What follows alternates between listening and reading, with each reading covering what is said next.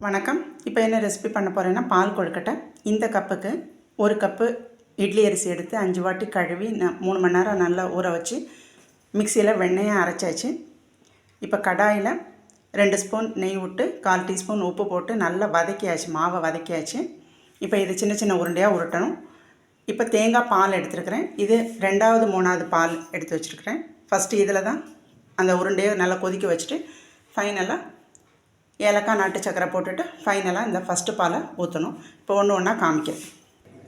மாவு சூடு ஆறிடுச்சு. இப்போ நல்லா இழுத்து பிசைஞ்சாச்சு. இப்போ சின்ன சின்ன உருண்டையாக உருட்டிட்டு வந்துடலாம்.